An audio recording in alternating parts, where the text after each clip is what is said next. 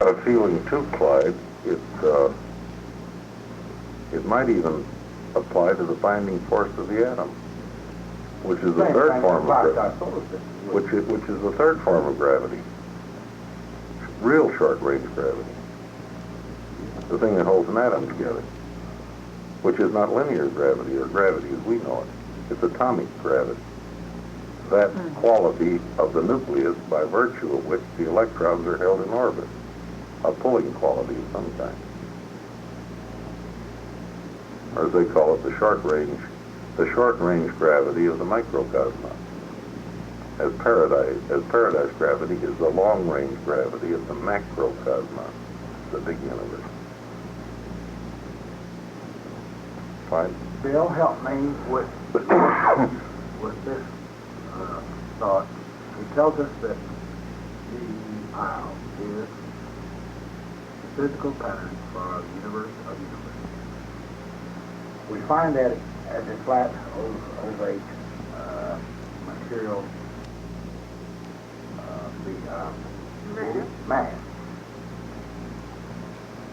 Yet all of our planet, all of living intelligent creatures are on planets which are relatively global.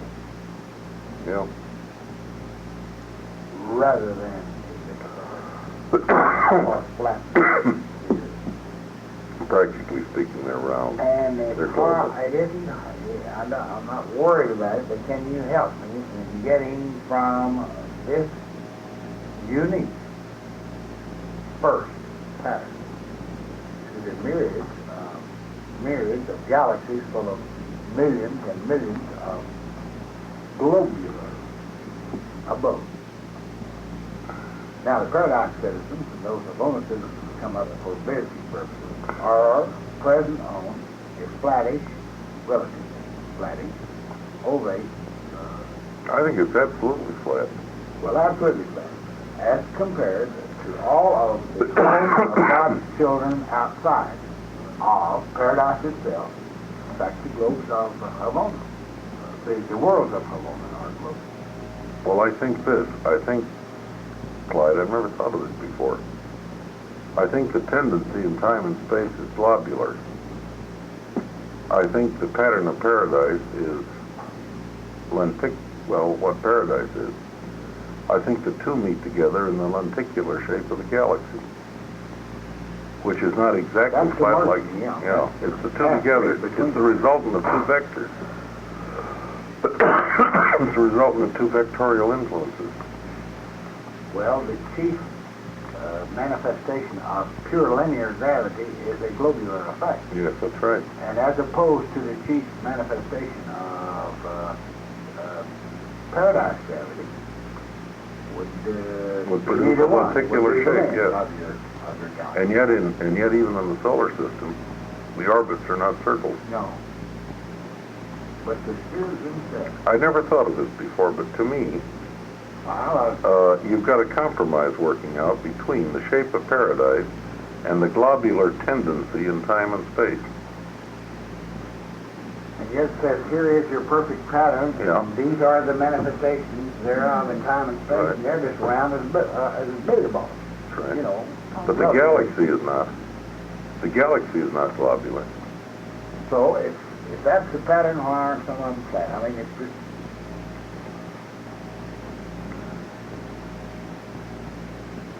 I think the galaxy is a compromise between the globular and the paradise-like. I like that. Yeah. It's a medium. It's where the two come together.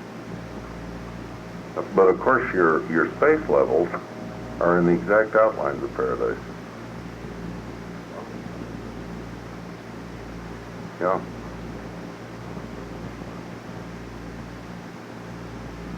Do you want to know the technical name for the donut of the space level, of a space level? It's a toroid. T-O-R-I. T-O-R-R-O-I-D, I think it's spelled. But there is such a thing. In descriptive geometry, I think it is. It's a donut-like shape thing.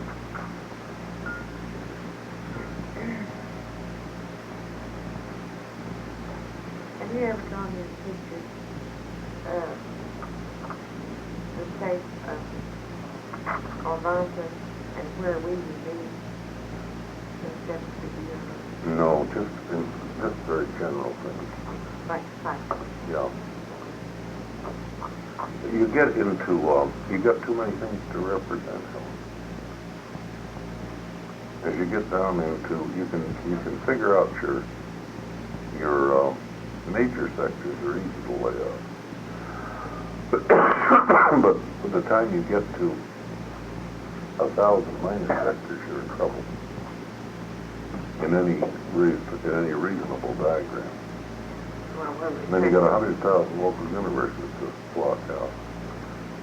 So I just put the pie-shaped thing, somewhere out on the edge, put a dot in there, and point Nevada, probable location. We hadn't worked out one yet. We were going to have that page calculation, and I thought it might make it clear. I've seen the See that attempt we're all made. part of it. I've seen the attempt made, but you get too much confusion. Bill, why do you think we are told so little about the major and minor sectors? We're actually told more than you realize, but it's scattered through the book. It's all over part one. We can assemble more, and if we ever put together the story of the Paradise Ascent, it would be interesting to do that. To assemble everything we can. For example, under technical advisors, they give you some ideas. They talk about the associate power directors and their rendezvous on the minor sectors. But we are told the least. They begin to sign off when they pass edenship. They don't tell us too much about Salvington either, do they? No. They don't tell us too much about ENSA or Splendid. We get a little more about Uversa, but not very much. Now, of course, they tell us more about Havona, but then they're talking about quite a big place there. The Paradise. You're probably telling us very little about the whole of Oh, Lord, yeah. Yeah.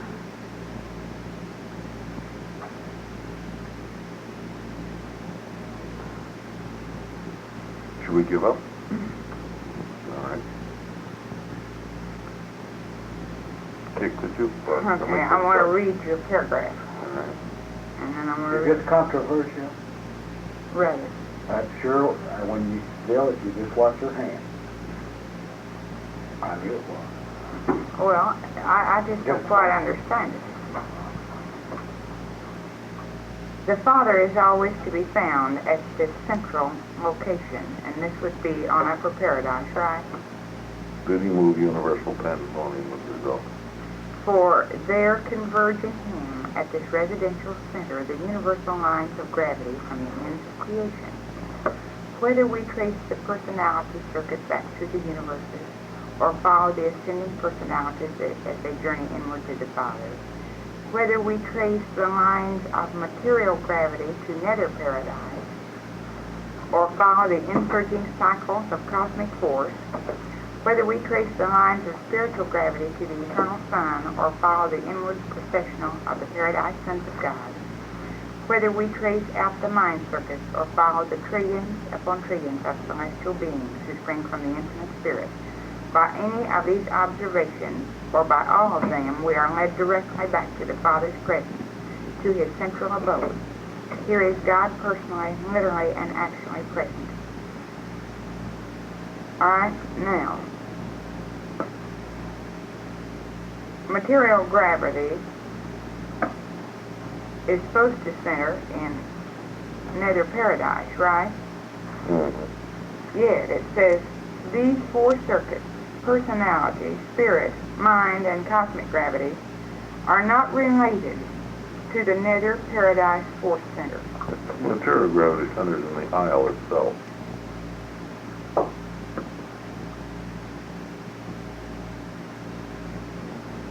Another paradise is Because they are neither force, energy, nor power circuits. They are absolute presence circuits. And like God, are independent of time and space. Well, does material gravity center in nether paradise or not? Centers in the Isle of Paradise. You mean in God?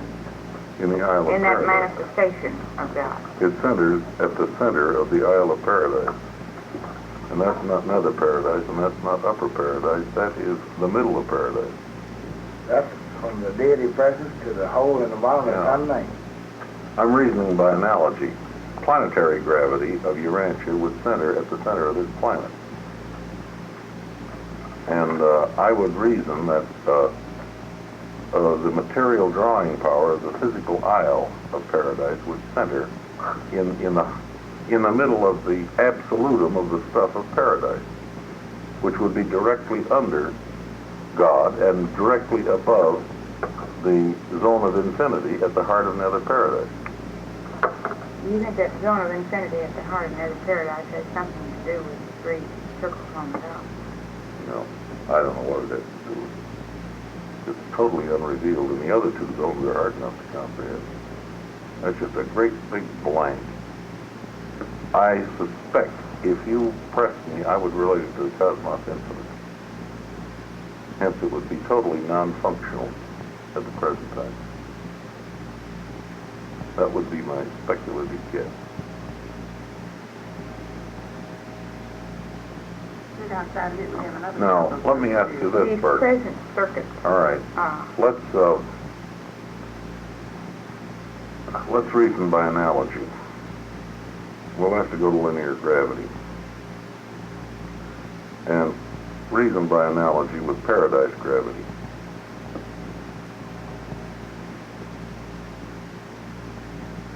Is the pull, the gravity pull of this world,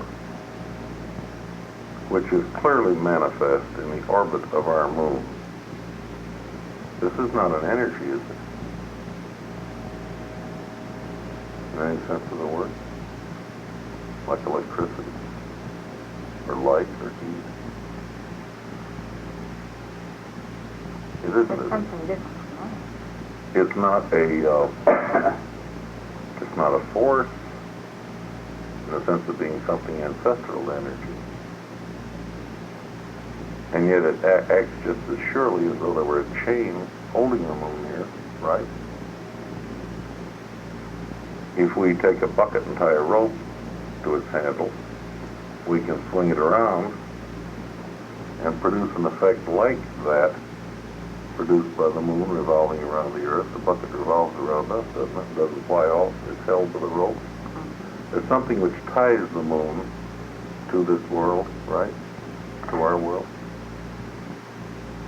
I would say, in a sense, it is the presence of the mass of this world extending out into space, influencing things. Just as the presence of our sun leashes the planets of the solar system. What is it holds these planets in orbit? Gravity. Gravity of the sun. All right, define what that gravity is. How does it do it? Of course, we don't know. We observe that it does, and we accept the fact. I'll simply paraphrase this statement. This is not energy or force or power by virtue of which the sun nails these planets in their orbits. It is the physical presence of the sun, extending with diminishing intensity out into extrasolar space of the solar system. And up to a point, the presence of the sun, the extension of the presence of the sun is strong enough to hold mass in orbit. And beyond a certain point, it isn't strong enough. What happens if the sun is to die out? If the sun loses enough mass, the outermost planet will escape. Just as much as there's a continuous leakage of hydrogen from our stratosphere out into space. As an occasional hydrogen atom will get to going too fast for the gravity of the Earth to hold it. We're leaking atmosphere a little bit. The moon didn't have a gravity strong enough to hold its atmosphere. It lost it all. Bill, I thought it was paradise gravity that kept all. I know No, it's linear gravity. There are two kinds. Gravity as we know it, Wilma, is a property of mass as we know mass. The gravity which holds us here on Earth is a function of the mass of this planet. The gravity which holds the planets in their orbits is a function of the mass of our sun, a property of that mass. Paradise gravity we know nothing about except in this blue book. Our science knows not paradise gravity. Paradise gravity does not diminish as the square of the distance traversed. Linear gravity does. And there's a third form of gravity. It's the gravity in the little tiny atom, whereby the nucleus of that atom holds the orbital electrons in place in their orbit, much as our sun holds the planets in orbit. And I think if we visualize an atom as a miniature, a little tiny solar system, it's a real practical way of looking at an atom.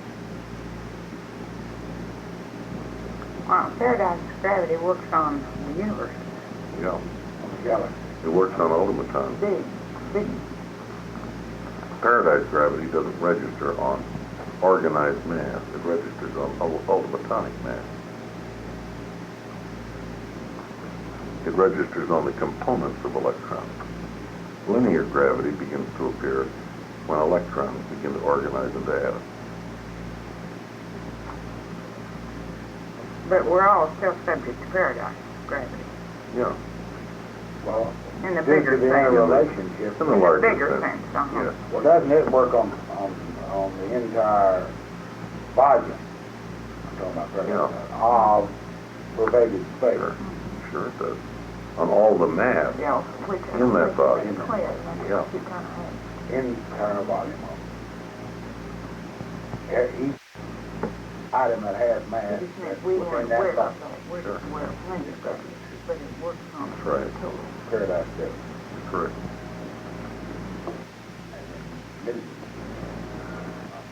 You see, when you come right down to it, you cannot define gravity satisfactorily as we know gravity. And the reason we're not puzzled by it is because we experience it. It's a matter of fact thing.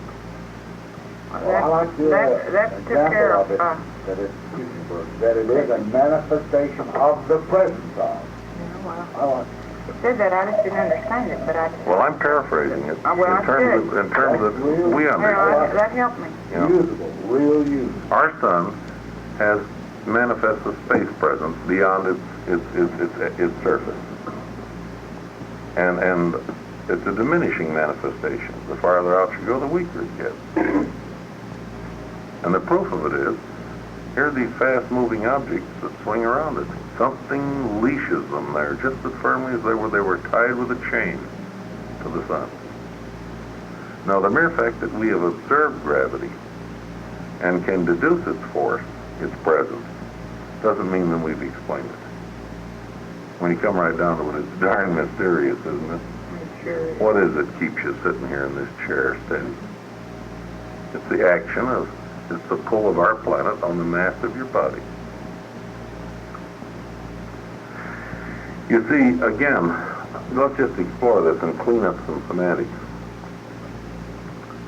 A pound, the word pound, is the measure of the action of gravity on mass.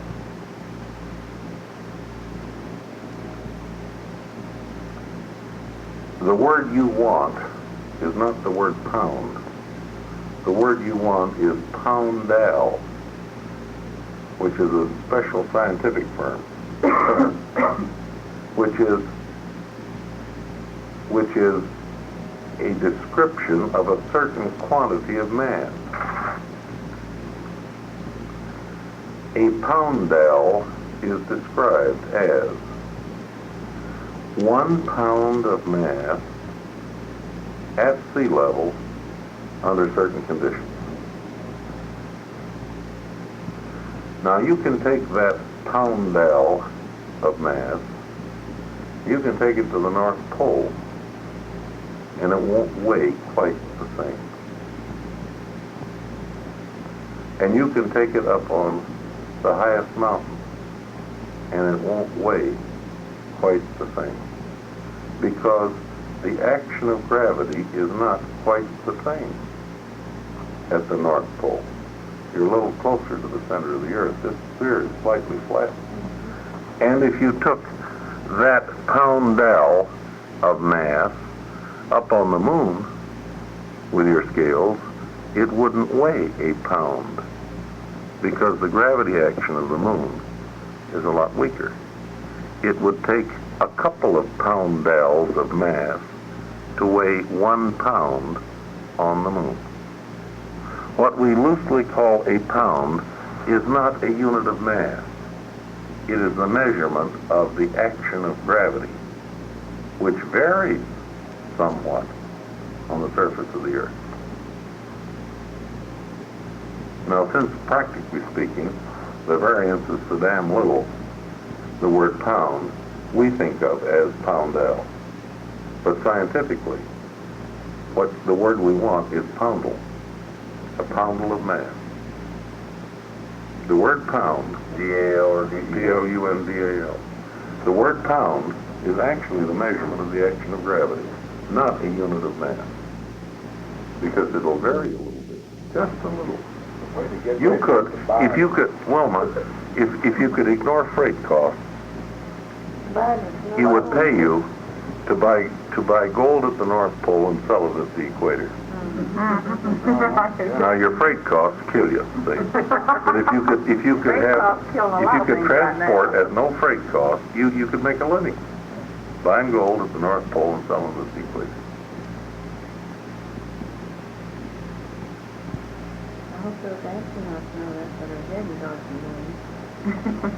You see, when you think precisely, you're into all kinds of little gimmicks that you absolutely ignore in everyday life. Just like the Einsteinian critique of Newton's concept makes no sense to us as we go to the supermarket to fill our bags. You know, we live in a Newtonian way, and it works. When you get off the surface of the Earth and look at the solar system and at the galaxies, Newton breaks down. And I strongly suspect that Einstein breaks down when you look at the whole bit.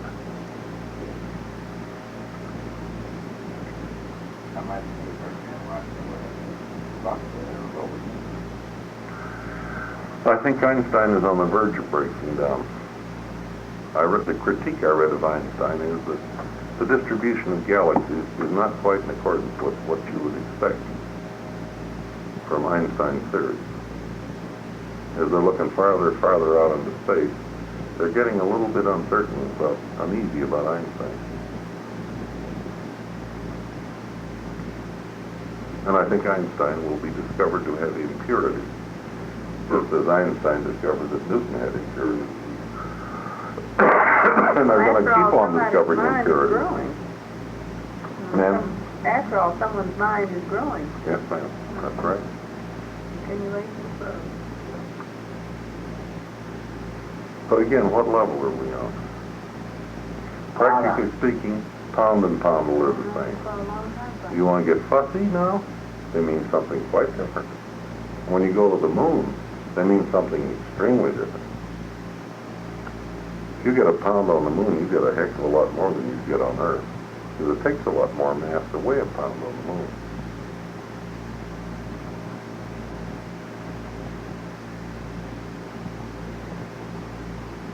You get technical. Now you're splitting It's all hairs. quite, it's all quite low. Sure. What else you got, Berkeley?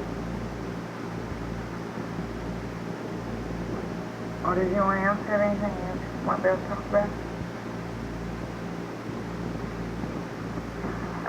It's 5 o'clock, kiddo. You know, Cliff, you were talking about the Trinity. I'd rather not start the Trinity at 5 o'clock. Goes right in the middle of my discussion. Trinity, I levitate and I walk on the water. Because the only way I can convince people And tango. And tango. All at the same time. Yeah. And do you shoot off flags? Yeah. And I go so fast that you can see there's 3 of me.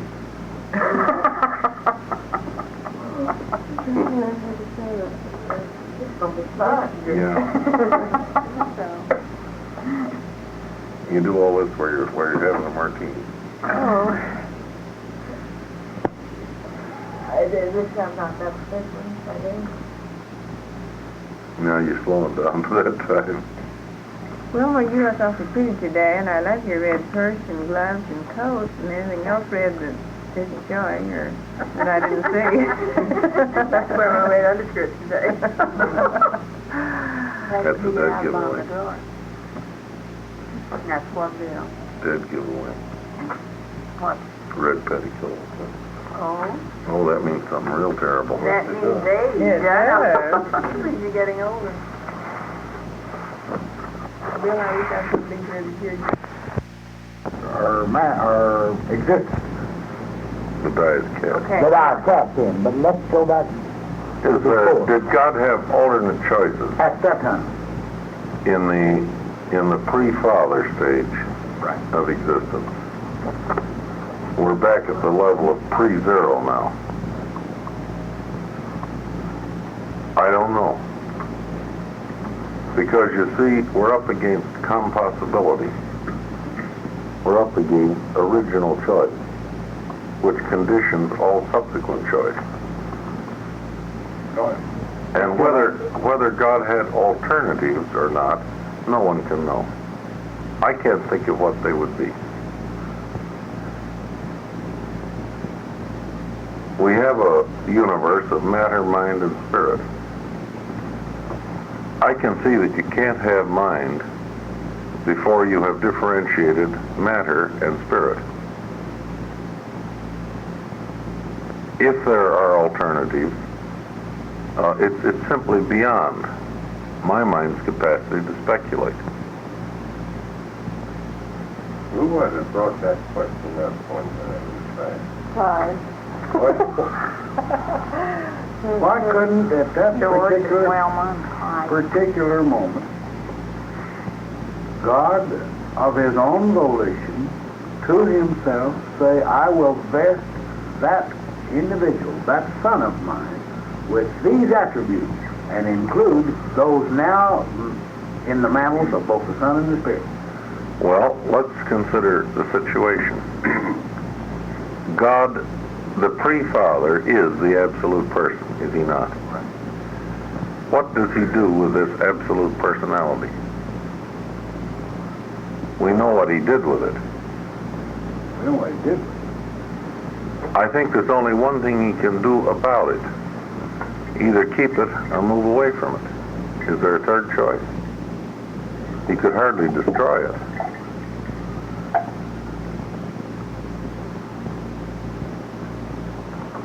If he moves away from it, can he separate it from its spiritual qualities, which constitute the Son? Are they separable? I don't know. He didn't separate them. I wasn't arguing with what he did. Yeah. I think it's Yeah, we're talking in the cosmic subjunctive here. No, right. He bestows personality.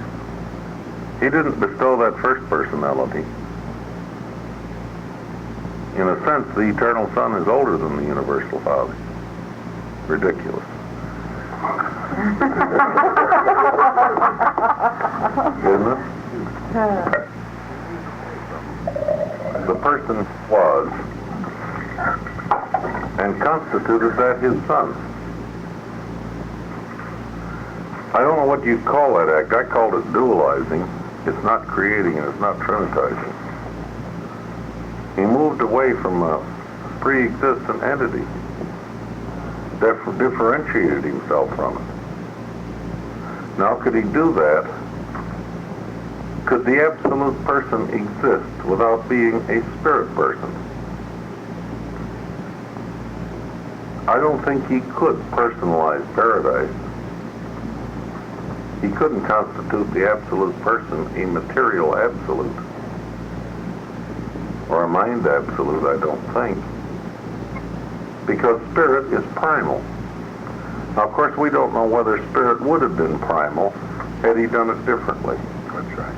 You're asking us to think outside of the whole framework. As to what his volitional range might have been, could have been, prior I to. don't know. No man. I don't think that it, I don't think. This is not knowable, Clyde. Well, it all stems from the Burke's correct inevitability of the third person once the other two are manifest. I'll buy that all day long. Yeah. That the inevitability of the spirit is valid. Yeah. Once there is a sun here, and there is a paradise here, You can't stop. you can't stop it yet. That's impossible. But prior to that, I don't know. I don't know. You seldom run me out of gas, but you have right here and now.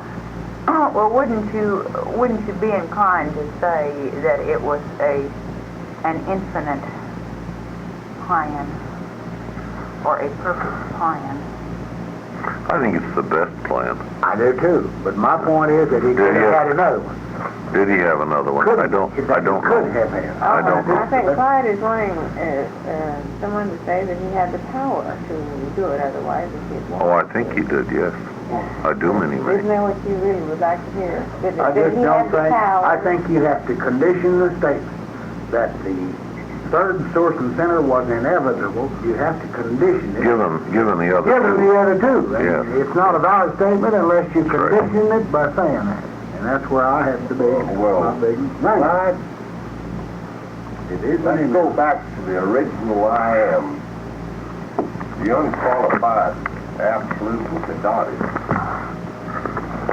There's the beginning of your whole plan right there. Yeah. When he makes his first move. See what they have to say about primary and secondary causation back there. But I think If there's any help in the book, it'll be over here. sometimes the book says something, then it should be conditioned. Qualified. Should be a comma and another phrase with it. You want to know something? When they do carefully write legalistically, you get the kind of sentences you have in the foreword. You better believe it. Yeah. And if you find two sentences in the book, is this the corrected approach? The one that's in the foreword carries more weight? Theologically, yes. Theologically. Yeah. Good.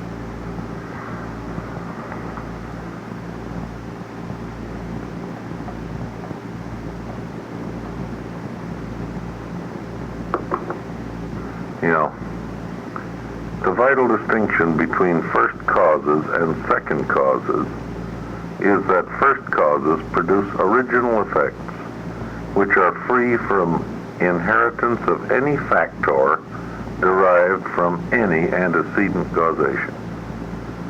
Secondary causes yield effects which invariably exhibit inheritance from other and preceding causation. Now the question is, does the simultaneous appearance of paradise and the sun, is this a response of first causation without any qualification? Or do we have to consider the previous differentiation of deity from non-deity, of total deity from the unqualified absolute? I don't know. We're dealing with events which are basically simultaneous. I think we should consider all of this as first causation, even though we work it out in sequence and derive the absolutes before we derive the personalized deities.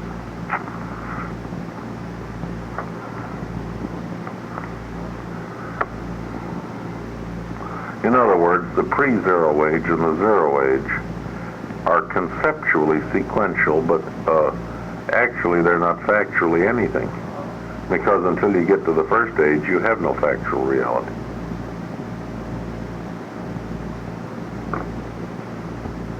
I don't know whether God had an alternative, Clyde. Could he have worked it out in such a way that he had a fourth source and center? I think you could have. I believe in his volitional.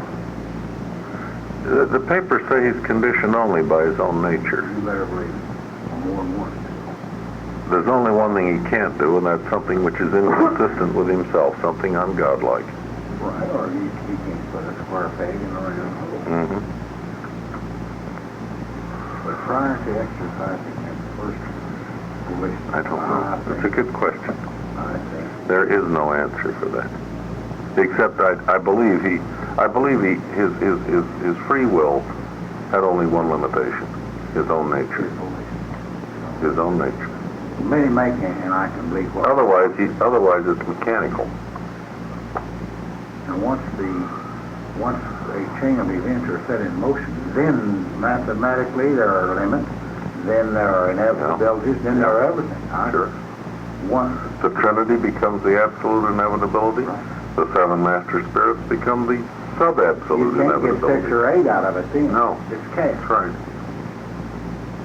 That's right. I would say yes, he had alternatives, Clyde. But I'm pretty sure he chose the best one. Oh, I do. Oh, I'll Yeah. buy that. Yeah. I think he had real free will. I think he figured the best one. Untrammeled free will. Absolute free will. Well, to have universes in space and creatures in time, it seems to me like we had to differentiate between material and spiritual. Of course we have to think that way. But did he have to have either space or time? He might have done it left-handed. He might have operated in two interlocking media called gloop and gleep instead of space and time. And with 4 mediators called Mursk, First, and Thirst. And Elliot. And that Mersk, First, Thirsk, and Elliot. Sounds like an advertisement. You're a fine gentleman. Here what we've got to do is taste the flavor of this thing, and as between saying he had to do it or he didn't have to do it, to me it's less repugnant to say he didn't have to do it. Yeah. I just think he had I think he had. plan. I think he had freedom of choice there. Oh, I do. Yeah. And I don't see any use in us worrying about perfection. I don't see how we can criticize his plan. I know. No one has ever criticized No. You Berkeley. can't improve on perfection. I No. don't see how. I didn't mean that, Clyde. Again, we're stretching our language. We're trying to take the finite language of time, space, and a hell of a lot of imperfection, and use it as a concept tool to pry out something before the beginning of beginning. Takes a brave bunch of people to try that, doesn't it? Well, maybe me and I are the only 2 people that do. And I'm not so sure if we didn't have thought adjusters, we'd even have these concepts.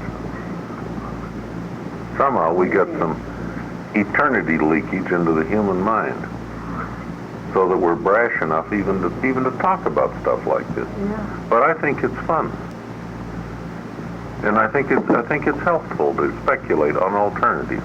And when we talk about things like this, you don't think we're criticizing him or criticizing his.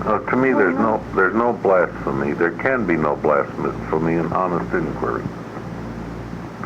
I don't see where we could ever arrive at anything by talking about it. No, I don't think we should take our speculations too seriously. No. But I think they're fun. They're I don't think interesting. we ought to start that kind of thing, anything like that. One thing is sure, God had no management consultant. To mess things up.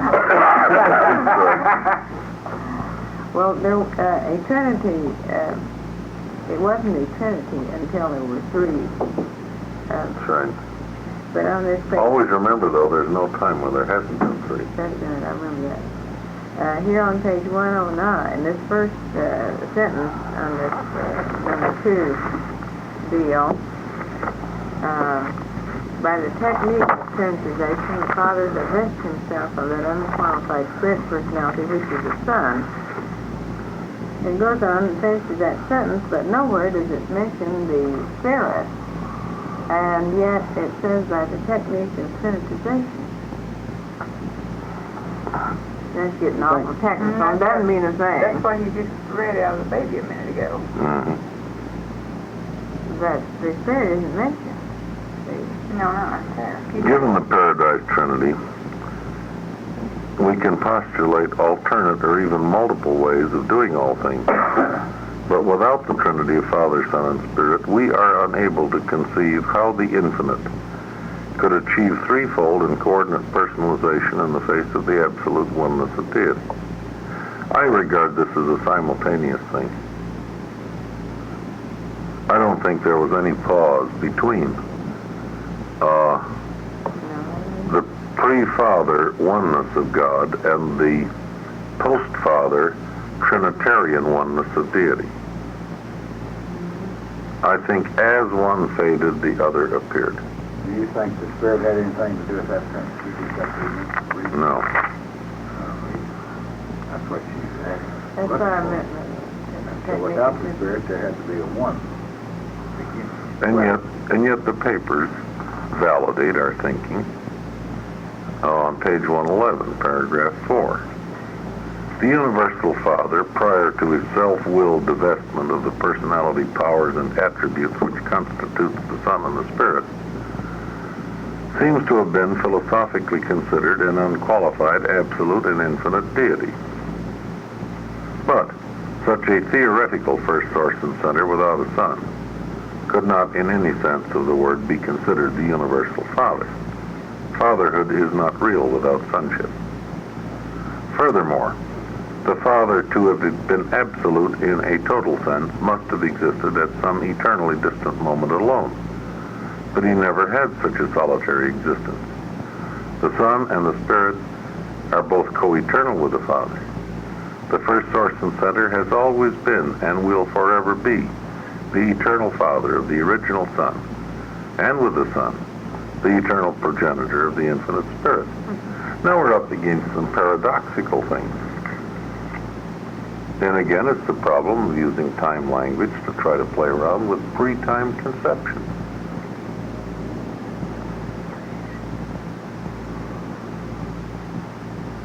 In bestowing absoluteness of personality upon the Son, the Father escapes from the fetters of personality absolutism. But in so doing, he takes a step which makes it forever impossible for him to act alone as the personality absolute. And with the final personalization of coexistent deity, coexistent, meaning present at the same time, the conjoined actor, there ensues the critical Trinitarian interdependence of the three divine personalities with regard to the totality of deity, function, and absolute. In other words, they're now stuck together. They're tied together.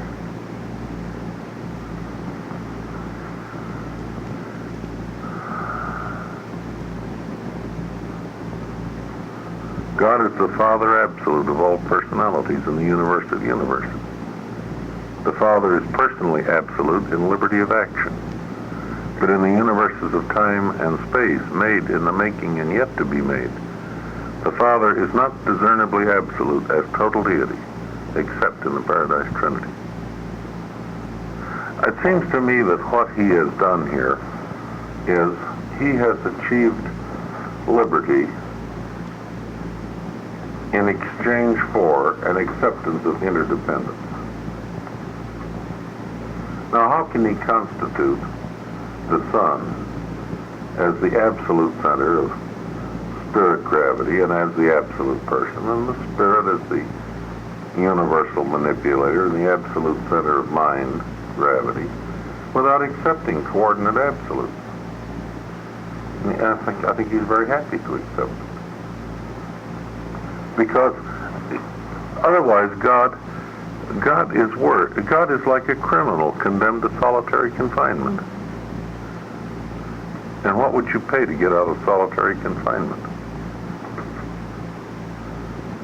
figuratively speaking, in the darkness. You would say, let there be light, William. This is an awful lonesomeness, an eternal lonesomeness. But I think God had a choice. Now, I don't think we or the universal censor that writes this paper can possibly conceive what the alternatives were.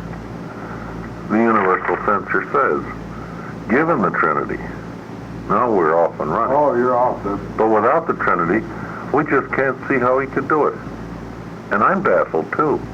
But I believe he had a choice. I go on and say. He says that after the barrier's up and the horses are going by the fence. I think that after that. From the present situation on the circle of eternity, looking backward into the endless past, we can discover only one inescapable inevitability in universe affairs, and that is the Paradise Trinity. I, the universal censor, deem the Trinity to have been inevitable. As I view the past, present, and future of time, I consider nothing else in all the universe of universes to have been inevitable. The present master universe, viewed in retrospect or in prospect, is unthinkable without the Trinity. I share these sentiments. I do too. But I also feel that he had a choice. And since he made the perfect choice, You can improve on all right, it can't be improved on. You wouldn't go for very big in the Unitarian church. No. No, I'm afraid we wouldn't. Now, you consider the Trinity of the Blue Book and the Trinity of the Christian religion. They're two different Trinities. The Trinity of the Christian religion is the Heavenly Father, Christ, and the Holy Spirit. The Spirit of the Creative Spirit, the Holy Ghost. This is a hard Trinity to present. The greatest difference in the story is in the third person of deity. The third person of deity is a pretty ghostly thing in Christian theology. It's merely a spirit influence, really. A person. How did you visualize the third person of deity in Christian theology? Did you have any very clear-cut concept? I never stayed that long. I think the infinite spirit is plumb exciting in these papers. The infinite manipulator, the source of mind, along with the Son, a spirit minister, attorney in fact for the universal Father in the bestowal of personality, the bestower of third source personality, which is outside the Father circuit. I mean, functionally speaking, you don't miss the infinite spirit anywhere, except in adjusters. They're not related. But he's pulling on our strings. Right. And in a very subtle way, the elder brother of all creator sons. The infinite spirit in some ways is like an absolute creator son. The first expression of the Father and Son in action as creator sons are the continuing expression of the Father, Son in action. There's a kinship between the creator son and the infinite spirit. Halfway, half brother. Yeah. The infinite spirit is the absolute of that which creator sons are the sub-absolute expressions of. When we were studying about the infinite spirit, well, you really, you get a feeling for him, and you think Sure you do. He is our avenue of approach and so forth, and you start having no feeling of partiality. Yeah. And about the time you get that all built up, then it comes along and it says, and evidently they anticipate the feeling you're going to acquire, and then they say, don't do it. Because they're all on the same level and Mhm. don't do just that feeling that has been built up when they come on. The infinite spirit is functionally the most versatile of the three deities. He's functionally involved in everything right across the board.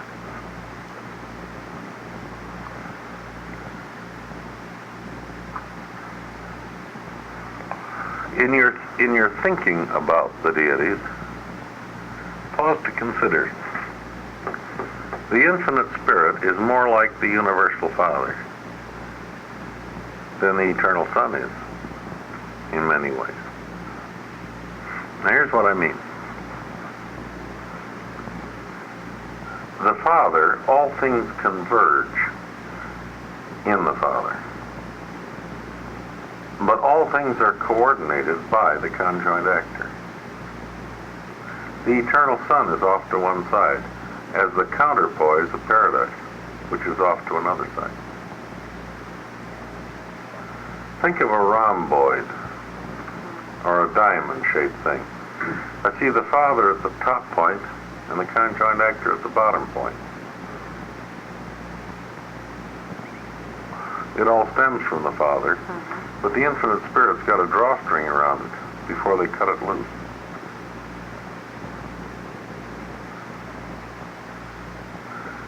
Matter and spirit are not one in the infinite spirit, but they're both there. Well, not matter, but he handles matter.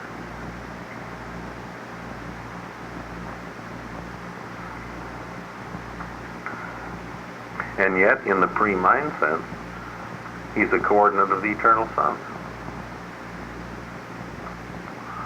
He ministers spiritually in his own name and right. And like the Father, he can fragment his nature, which the Son cannot do.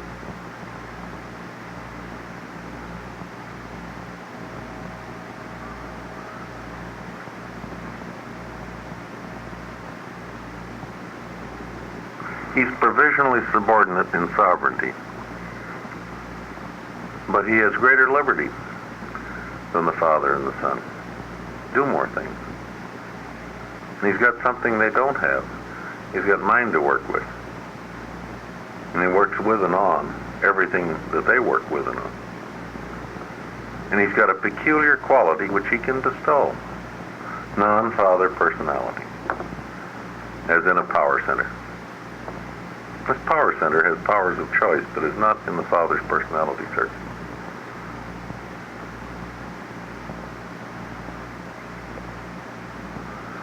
In a certain sense, what is a creative spirit but a superfragment of the infinite spirit? In a certain sense, superfragmentation. A bigger piece. A creative piece of the infinite spirit.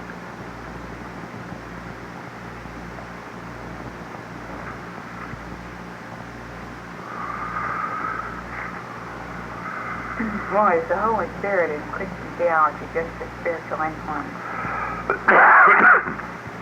It is a spiritual influence, and yet technically is a person, the third person of deity. Because of the Trinity concept, it has to be a person. But what did the Holy Ghost mean to you? I believe in the Father and the Son and the Holy Ghost. So starts the Apostles' Creed, doesn't it? When you recited that, if you thought about the Holy Ghost, what did you think? Tell us about it. Well, was it kind of vague to you? Mm-hmm. I'll tell you what I thought about it. I thought about all those people that scared me to death when I was a kid. Got in the aisle. Got the Holy Ghost. And my mom never did make me go back when they had all the revivals up there. They got the Holy Ghost and spoke in the unknown tongue in the aisle. Oh, I see. Scared me to death. They held a revival up there at the What schoolhouse. kind of a church was it? Well, it was just a revival. It was the Holy Rollers revival up there. They came out to hold the revival, and everybody went. And And it scared me. scared me. I thought it just. I didn't have to go back It anymore. was something we weren't supposed to understand. And it was some women that I knew, his neighbors around there. Mm-hmm. You see somebody in the aisle carrying on, talking funny when you're not very big, I'll tell you that didn't give you a very good impression. Sure doesn't. The second person of the Trinity, in Christianity and in the Blue Book, the difference is not so great. In Christianity, it's Jesus, the Son of God. In the Blue Book, loosely considered, Jesus is a divine grandson of God. No less divine, but not the second person of the Trinity. Modern genetics is the same. Yeah. Spiritually speaking, no difference. They say if the eternal Son were out here running the universe, he couldn't do any more than Michael does because of the limitations of the universe. What the eternal Son has more of than Jesus has is of no consequence to us because it's beyond the finite level of reality. Well, in Christian religion, they just think of God and Jesus and the Holy Spirit and this one. I mean, this one thing is just a real small family affair. The general development of the concept of other inhabited worlds is troubling to an Orthodox Christian. Well, I had to stretch my imagination considerably when I started studying this book, and it was a sort of a painful process. Well, man, what did you think? Well, I just thought it was the Spirit of God that influenced our lives and minds and hearts. That was my idea of it.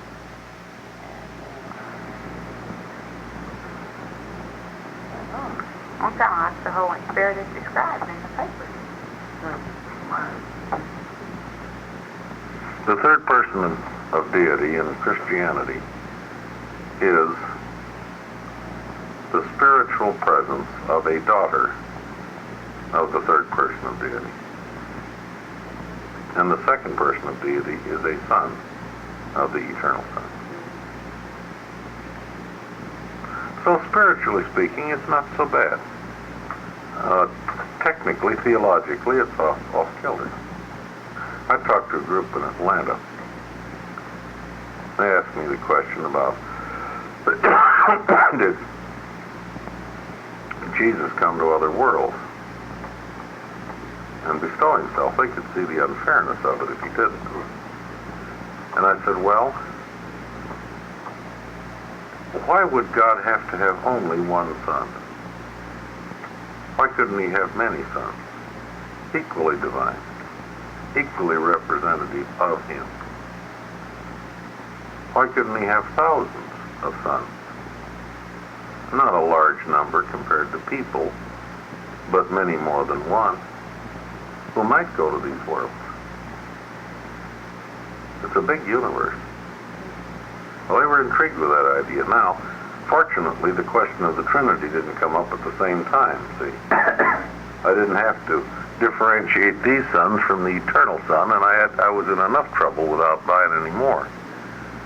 Well, in the Bible it mentions, I don't know where exactly, but sons of God, we've heard all ways, you know, but we never thought of it the way it should be.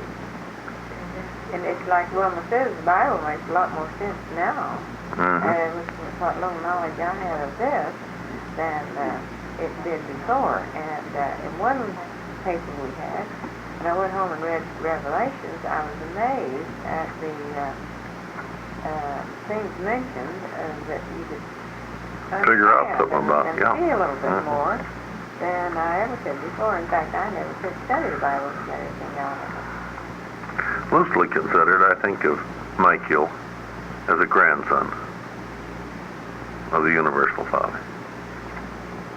Well, Well, I think of it that way now. and is the son of the eternal Son. Well, it's easy to now. Yeah. It says he is coordinate. Has a coordinate creator Son. Yeah, it's true.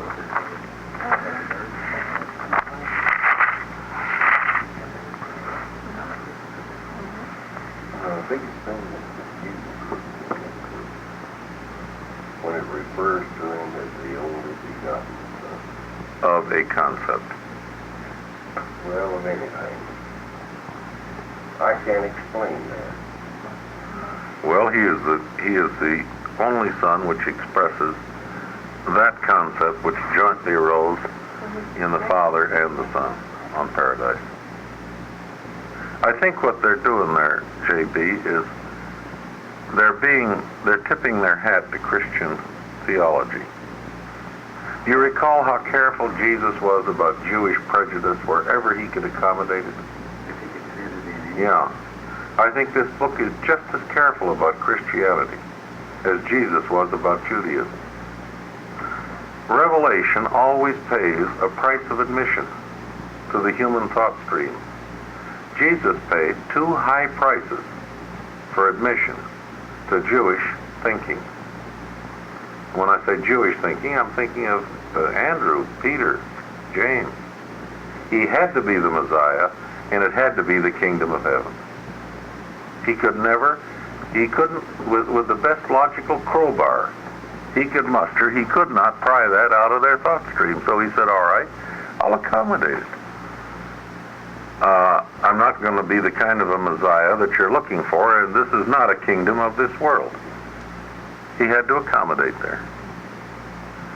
And I think the authors of these papers very wisely have attempted to do in relation to Christianity what Jesus did in relation to Judaism. He paid a price of admission to the thought streams of those times. Well, I'll tell you, when I first started reading and studying this book and really giving it serious thought, I was so afraid I would be disloyal to the Bible. Yeah. I really was. And so afraid that I would believe something that wasn't in the Bible or wasn't right. And if you don't think that's a deterrent, you're just wrong. Certainly. Yes, it is. Certainly. Well, consider Jesus' problem in presenting new truth to Orthodox Jews. Yes. Now, here is a religion which was essential to his ministry, because this religion developed a God concept worthy of his presentation. He could say, this is my Father, now let's go on from here. And without that, how could he have even started?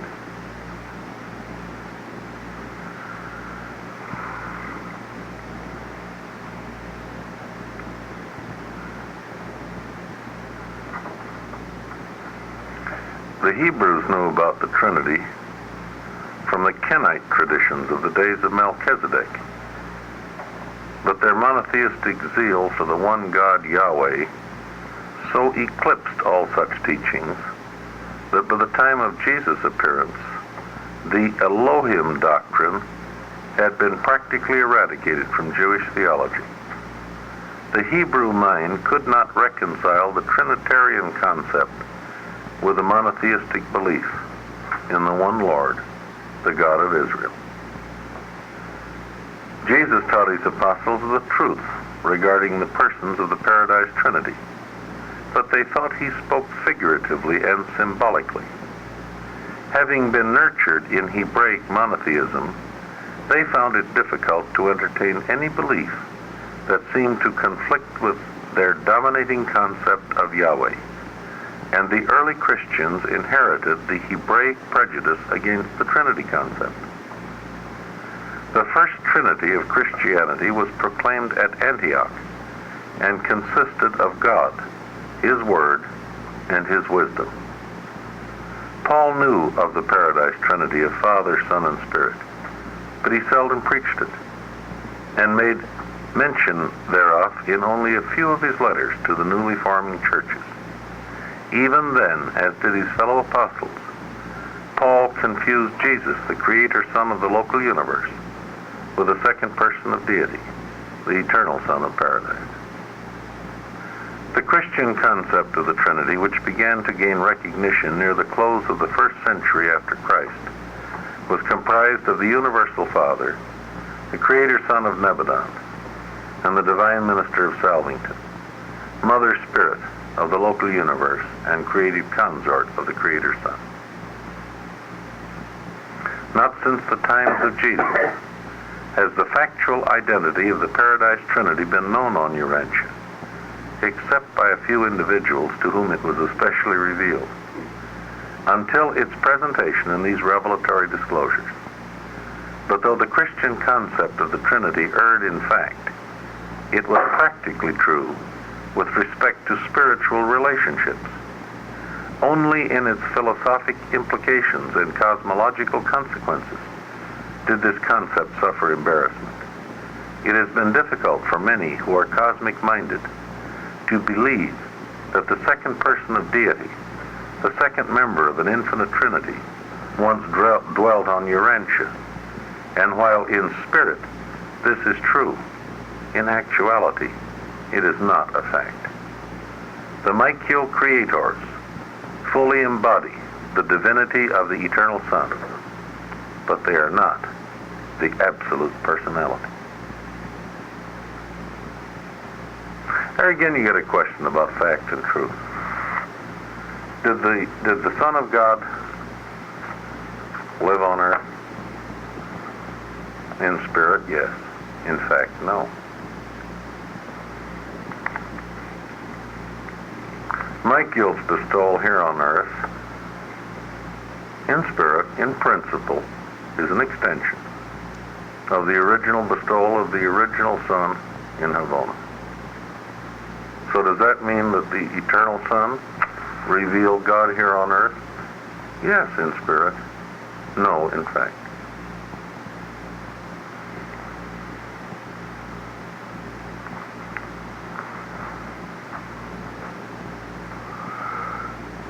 I think the Trinity is exciting as you look at it.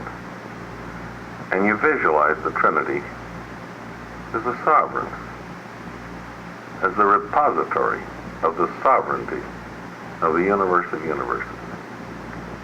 And the children of the Trinity are the sovereigns, the original sovereigns of the universe of universes, until others earn experiential sovereignty. Until Michael earned the sovereignty of this local universe, I suspect that it reposed in potential in the Trinity origin being who is the ambassador to Michael's court, the Union of Days. At least he didn't ask. He didn't have to get authorization to say to Gabriel on the eve of Michael's bestowal on Urantia. No one had to give him permission to say to Gabriel, and Gabriel, I am your sovereign until Michael does return.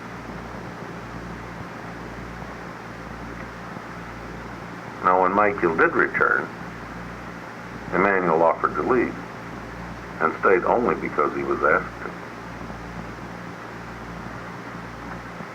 But in potential, I think this union of days had the sovereignty of this local universe.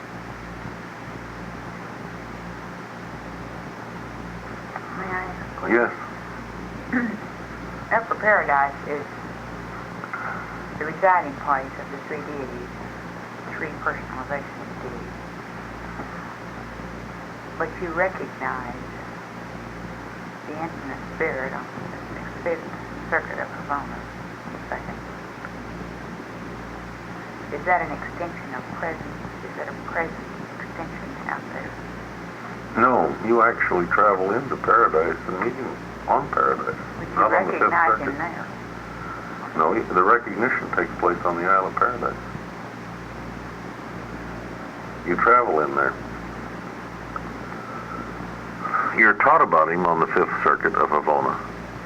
But you go in with a transit trio. That's your first visit But to you do paradise. not recognize him on the Fifth No, Circuit? no, the recognition takes place on Upper Paradise. Well, what is it you do there on the Fifth So Circuit? when it says you attain, You attain him on the Fifth Circuit because it is during your sojourn, at the end of your sojourn on the Fifth Circuit, that you make the trip into paradise with the transit trio. Your Fifth Circuit guide,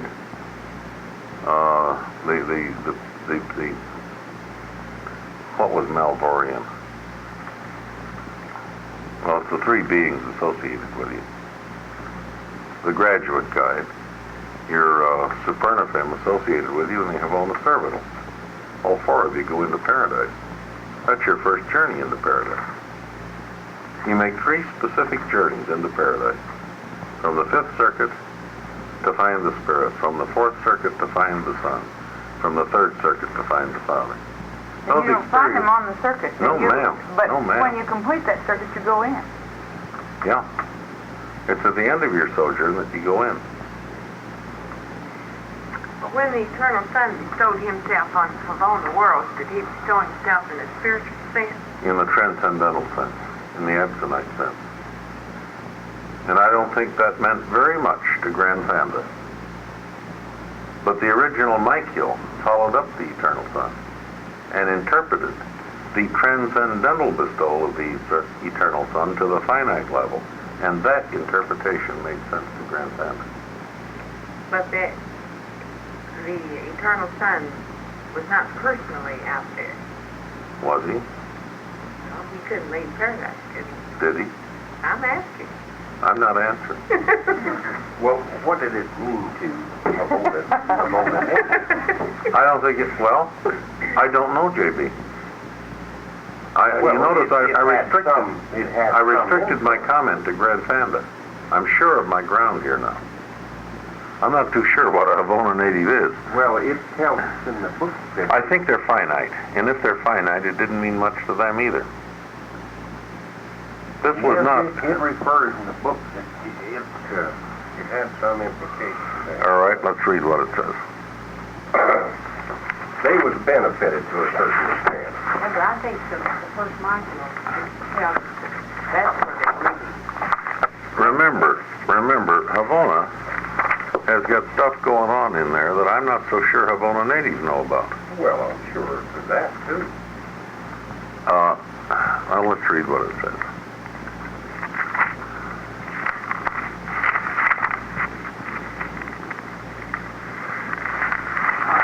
It says, Long, long ago, the Eternal Son bestowed himself upon each of the circuits of the central creation for the enlightenment and advancement of all the inhabitants and pilgrims of Havona, including the ascending pilgrims of time. You see, now there's where I got that it said they gained something by his bestowal. But I think they got it through the Michael. Well, On none of the seven bestowals did he function either as an ascender or a Havoner. He existed as himself. His experience was unique. It was not with or as a human or other pilgrim, but in some way associative in the superpersonal sense, whatever that means. Neither did he pass through the rest that intervenes between the inner Havona circuit and the shores of paradise. It is not possible for him, an absolute being, to suspend consciousness of personality, for in him center all lines of spiritual gravity. And during the times of these bestowals, the central paradise lodgment of spiritual luminosity was undimmed, and the sun's grasp of universal spirit gravity was undiminished. These bestowals of the Eternal Son in Havona are not within the scope of human imagination. They were transcendental. He added to the experience of all Havona, then and subsequently, but we do not know whether he added to the supposed experiential capacity of his existential nature. That would fall within the bestowal mystery of the Paradise Son. We do, however, believe that whatever the Eternal Son acquired on these bestowal missions, he has ever since retained, but we do not know what it is. I don't think the author of this paper knows too much about what happened. Now, whatever our difficulty in comprehending the bestowals of the second person of deity, we do comprehend the Havona bestowal of a son of the Eternal Son, who literally passed through the circuits of the central universe and actually shared those experiences which constitute an ascender's preparation for deity attainment. This was the original Michael, the firstborn Creator Son, and he passed through the life experiences of the ascending pilgrims from circuit to circuit, personally journeying a stage of each circle with them in the days of Grand Fanda, the first of all mortals to attain Havona. Whatever else this original Michael revealed, he made the transcendent bestowal of the original Mother Son real to the creatures of Havona. So real that forevermore each pilgrim of time who labors in the adventure of making the Havona circuits is cheered and strengthened with a certain knowledge that the eternal Son of God 7 times abdicated the power and glory of paradise to participate in the experiences of the time-space pilgrims on the 7 circuits of progressive Havona attainment. That was the revelation which the original Michael made. So again, did the Eternal Son reveal this, or did he transmit this through the original Michael? It's quite beside the point. The value was received by the pilgrims of Havona. I think what happened there, J.B., I find it easiest to visualize it as something which meant something to anyone in Havona who could operate on the transcendental level. And those who could not operate except below that level, they had to have it interpreted by the original Michael. You know, I think this. We're going to go through Havona. Yeah. Well, let's talk big. It doesn't cost any more. We're going to achieve the 6th stage of spirit being. Many times we're going to come back through Havona as we complete our circuit of 7 super-universes in finality service. And someday, after the close of the present universe age, or at the close, we're going to achieve the 7th stage of spirit existence. We're going to break through the finite.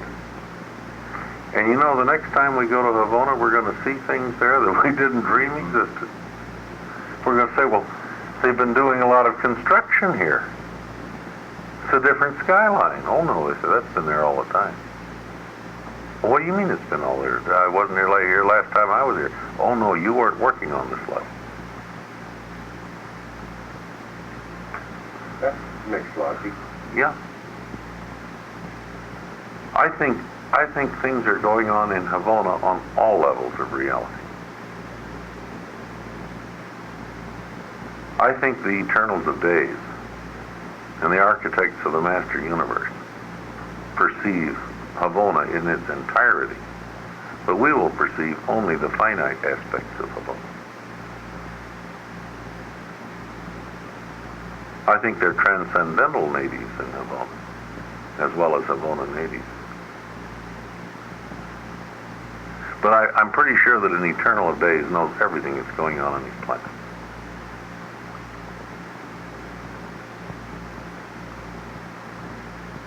Here you have that same thing happen out here in time and space. We're told that the personalized adjusters are the executives of the architects of the Master Universe, unless otherwise assigned. And we're told that the veranda deck observer on our planet, one time proclaimed a regency. He took over from the resident Governor General. And he had everything all worked out and organized. So when he took over, everybody stepped in place. But the thing he didn't expect was the arrival of 3 personalized adjusters. He hadn't any knowledge that they were coming. He hadn't any knowledge of what they were up to. This was an invasion of finite administration from the absentite level. The architects took a direct hand in this plan.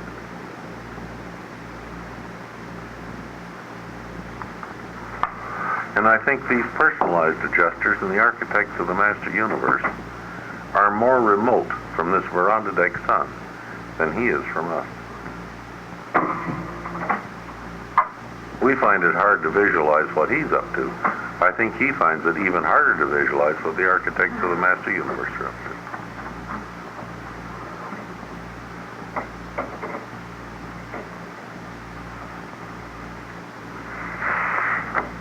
What I'd like to know is this: where did the Trinity concept come from?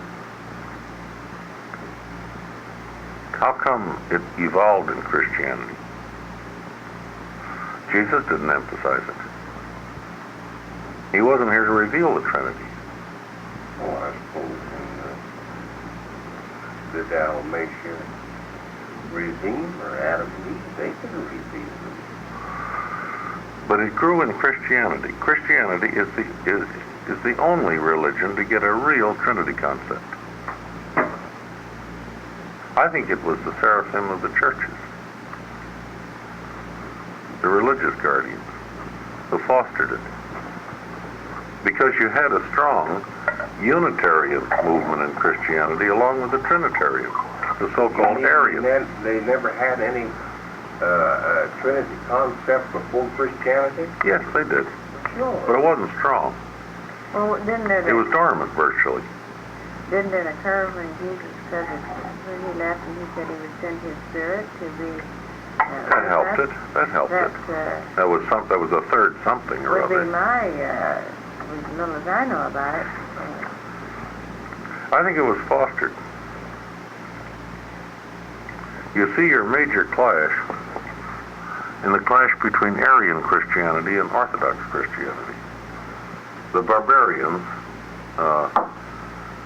encircling the Roman Empire, accepted Christianity in an unorthodox form. Arian Christianity is Unitarian Christianity. And it was at the Council of Nicaea that they slugged it out, the Unitarians versus the Trinitarians. And who was it? Athanasius from Alexandria that won the day. And she hung in the balance, come see, come saw, Unitarian versus Trinitarian. One of the reasons the Franks were more successful than the Goths was that the Franks early embraced Trinitarian Christianity. The Goths were a long time embracing it.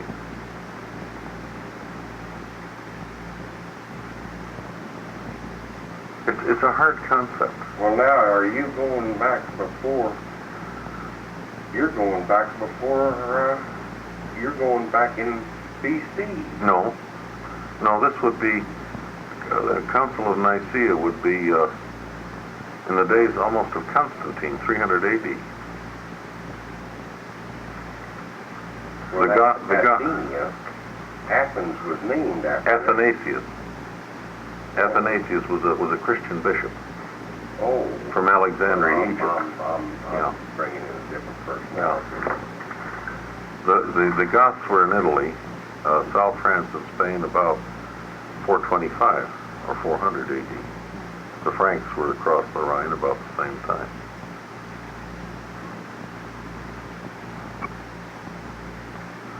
It's a tough concept, but what's the alternative?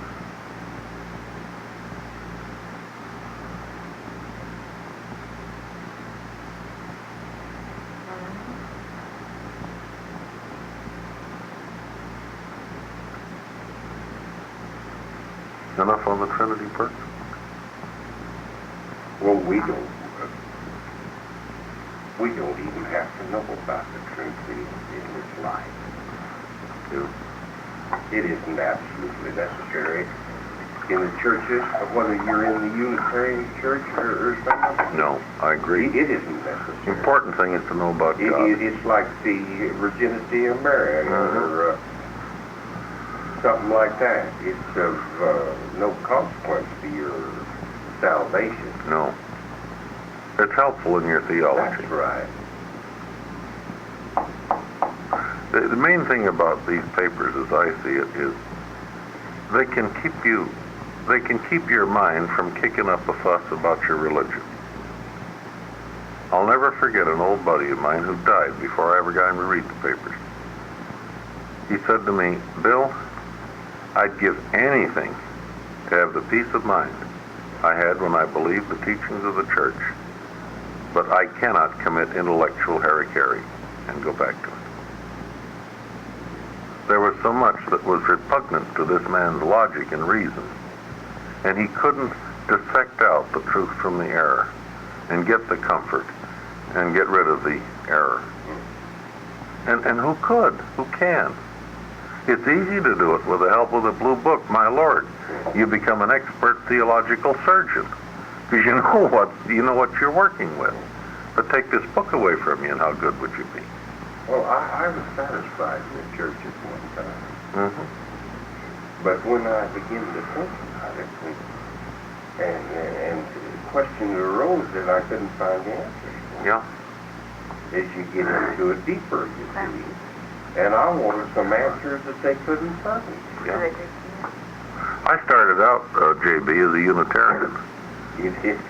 Not formally, but in my thinking. Mm-hmm. Well, what is Well, the name I had for God was the great source and center. And why would I call him first? Because I hadn't got to the second yet. He was it. No, a Unitarian believes in God, accepts Jesus as a great teacher, and lets it go at that. They don't believe in the Trinity. No. There's just one God to them. Yeah. I never knew that till I went hunting with a fellow one time, and he was a Unitarian. It rained, and we had to get in the car. So I said, well, let's just eat. Have a drink and eat.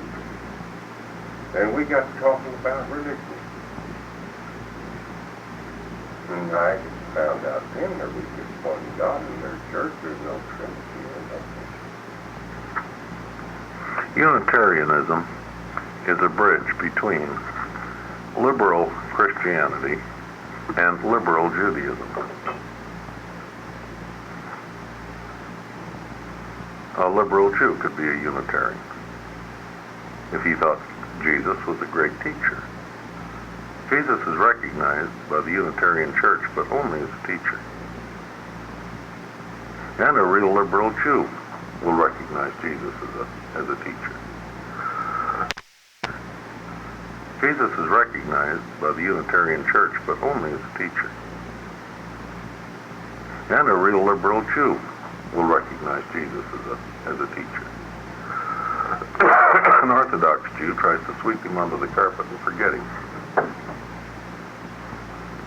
And again, when we consider what the word Christ means to an Orthodox Jew, as he reads the history of the Jewish people, it's understandable.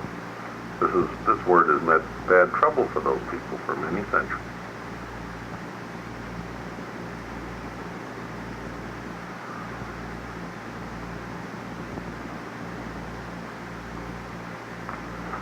Enough of the Trinity.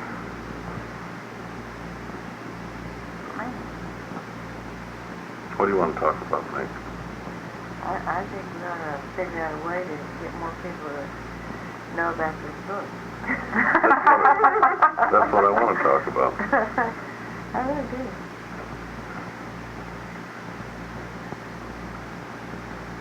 How are we going to propagandize this book without being foolish? I'd like to meet someone who had an open mind, and I knew they had an open mind to discuss it with. I don't know anybody that I would feel free to even start in on this subject. That's sort of a pitiful situation. Well, I mean outside of this room, practically. And I know lots of people who believe in God and Jesus and the Holy Spirit. Let's sort of talk about this. I think the heyday of this book lies after our time. But I don't think it will come then if those of us who have it now do little or nothing with it. Now, somewhere between doing nothing and the Jehovah's Witness approach might lie a happy compromise.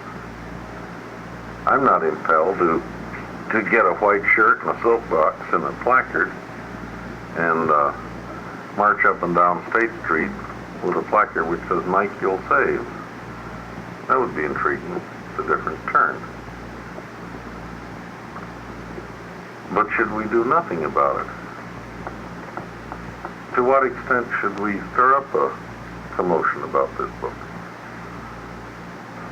I think the least we can do is to be alert. Take advantage of every opportunity, every break. To have a troll line out. And the most we can do is to do some casting where we think the fish might be. One is a kind of passive, but no disinterest. And the other is a little more active. Now, the other thing we might do is to dynamite the pond. And try to gather all the fish. I think that's a little excessive.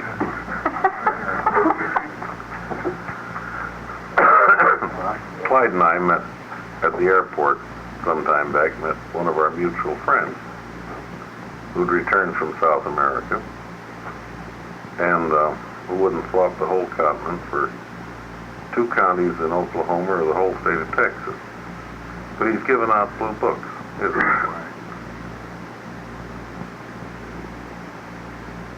I think our friend is kind of enthusiastic. I'm not so sure I could extend myself that far. But then we have other friends who have admonished us that we should sit very quietly and exude righteousness. And eventually, the sheer spiritual fragrance of our persons will so draw to us the multitudes that we will be overwhelmed with those who come seeking for truth. Now, to me, one is a little bit on the active side, and the other is just too damn passive for consideration. To me, this business of sitting here and perspiring in a spiritual sense and exuding this real fragrant odor, I don't think I'm up to it.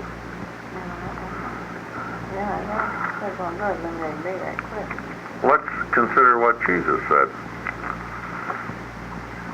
He never told the apostles to sit in a row like ducks and perspire sweetly so that all jewelry and later on the outside world would be attracted to them. Did he ever tell them that? He told them to do things. But he was very practical. On one occasion, he asked Judas, he said, "What's the state of the treasury?" And Judas says, "Empty." "Well, boys," he says, "we'll go fishing and get some money." Isn't that practical? He didn't say we'll pray or trust in the Father. He said, "We'll go fishing today and sell the catch. We'll replenish the treasury." Jesus told them to be diligent but not stupid in their ministry. To get on with it. Now, I would suggest to you a very practical way of looking at our relationship to this book. I think the book, if we're interested in it, should enjoy a third priority in our lives. First, we take care of our health, then discharge our duties. Each one of us will have to define what his duty is. Then comes the Urantia book, and after that, the trifles of life. Now I'll tell you how I feel about it. I come and see you folks as often as I can, but I usually don't come down here at my own expense. I'm not that rich. But I wait until I've got business in the Southwest. Now that doesn't mean I don't stir business up in the Southwest. I don't wait just for it to happen, see. But every time I'm coming down this way, I try to stop off. I don't know how to create interest if no interest exists, and neither did Jesus. And when they came down from the Swiss lakes with the young Roman that wasn't in the market for any spiritual comments, Jesus didn't cast his pearls before that Roman. And Ganid was a little shocked and took him to task afterwards. And Jesus said, look, Ganid, the guy is a suspect, but not a prospect. We gotta wait until he becomes a prospect. And the only way we could hasten that would be if he hung around us and decided we had something on the ball that he wanted. Yeah, we might stimulate him somewhat, but we'd have to be with him. I don't think you can create interest if it doesn't exist. I've got a pal. Oh, he's a tremendous guy. You gals would all get a little fluttery if he came in the room. He's one of the handsomest guys I know. And he's got a real dignity of personality, which is completely non-repugnant because it's innate. It's not anything he's putting on. He's a dignified guy, a kindly guy, a tremendously moral guy, a tremendously able guy. I gave him a blue book. Happened to have it in my suitcase, and he had given me a book, and as I opened it up, I saw the blue book, and I said, heck, I'll swap you, see. This man is not in the market for religion. I can take him up to philosophy, but not beyond. And I'm not going to let this blue book interfere with a valued friendship. I never discuss it with him. I've got him up. We have some philosophical discussions, but we don't go beyond that. And his wife isn't in the market, so I can't work a flank attack on him, see? But this doesn't mean that I'm going to let this come between me and my friend, and I'm not going to push the issue. I'm dealing with a guy coming down from the Swiss lakes. If he ever does get in the market, gee, he'd be a tremendous guy. He got the brains. He doesn't have the interest. There's a group in Georgia. I looked him over. I spent a weekend with him. Interesting group. It's built around a local newspaper and a chain of radio stations. And the folks at headquarters intrigue me. Intrigue me very much.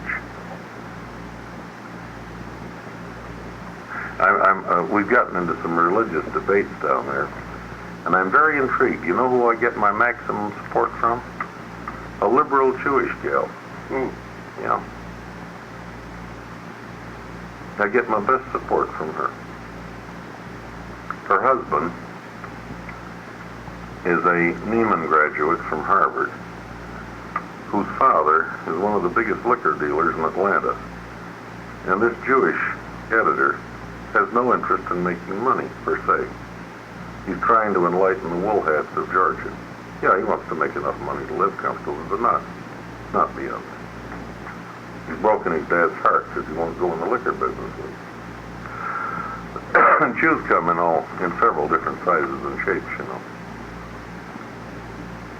As one Jewish friend of mine put it, he said, there are Jews, kites, and Hebrews.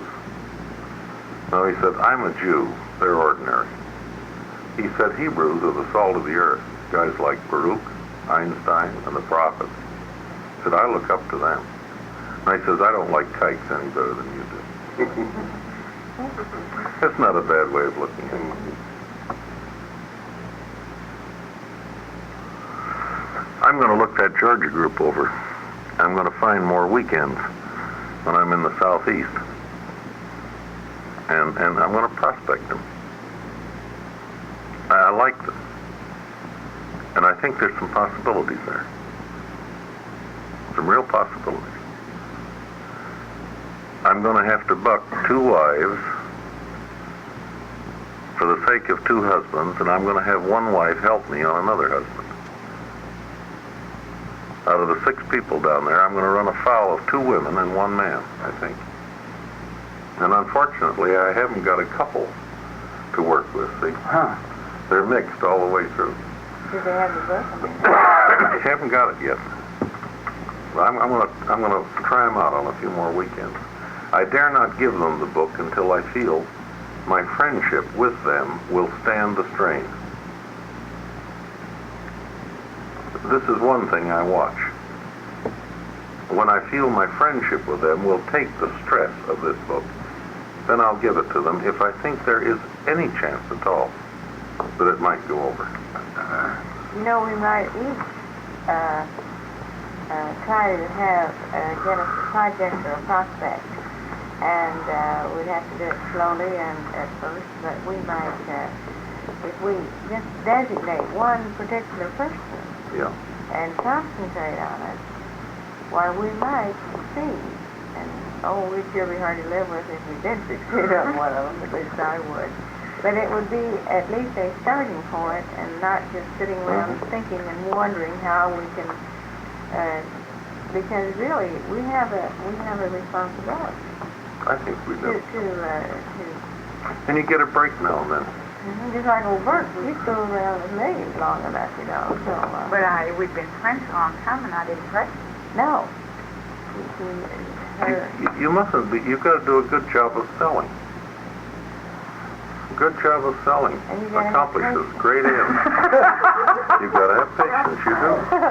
We're patient for about 3 years. I remember 4 years ago when you said, wait till I get many in here. 4.5 years. About 4 years. And who was it pressured Benny Mac? It was you. Nobody. You've had the pressure on all these 4 years. Nobody pressured Benny Mac. Well, that's the way you got to do it. But I think it'd be good to try. On the other hand, you do get breaks. I had a breakfast Thanksgiving morning. It was very touching to me. The son of a long-time and dear friend and business associate came to see me. His dad is dying of cancer. I'll miss this man. And I've known young Johnny since he was 6. 21 now. We talked about his dad, and he wanted to know about the mansion world and things like that. He himself is chaplain of his fraternity, and he knows part 4 of the book pretty well. He's got a separate volume.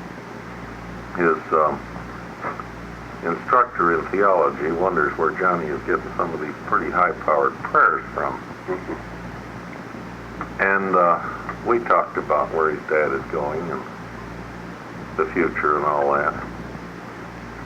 And the kid got a little bit embarrassed, and his dad and I have had a long time agreement that if anything happened to either one of us, the survivor would look after what was left. Of course, I wasn't thinking about cancer. I was thinking about an airplane crashing, because he travels like I do. And the kid was embarrassed, kind of. And finally, he said, Mr. Sadler, I said, yes, Mr. Borston. Well, he said, pardon me. He said, Bill, he said, I said, yes, Johnny. He said, you really go for this blue book, don't you? I said, yeah, I do, John. Well, he said, that impresses me. And he said, you wouldn't think it awfully cheeky of me if I said, I'd like to help you. I damn near cried.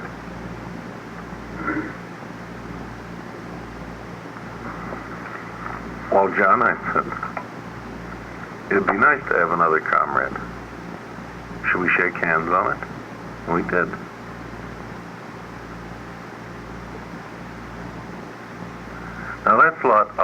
better than whipping some guy over the head and saying, is your soul saved? Because the kid's got something I haven't got. He's got a lot of years. He's 21. He said, I'd like to help you.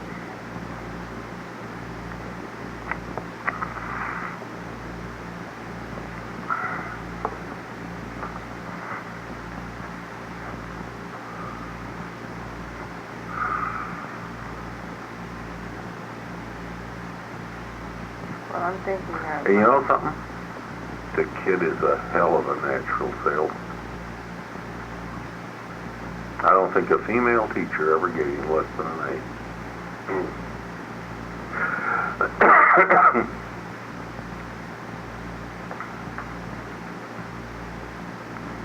Sometimes you're stirring up things you don't realize.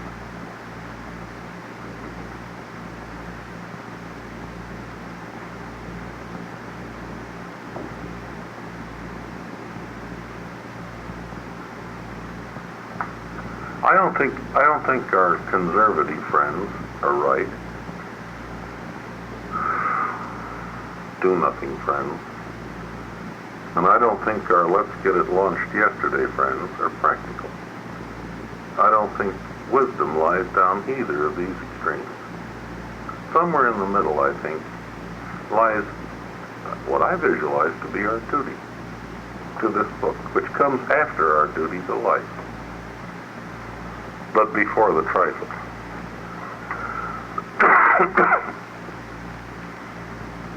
Bill, I have been criticized by a very good friend of mine, brilliant chap. Semi-seriously, but in a facetious tone. However, I know it in every word when he spoke of your passive approach. About handling this book. I don't know where the center of the road is. I keep reaching for the center of my road, which is the only road I can really do much about.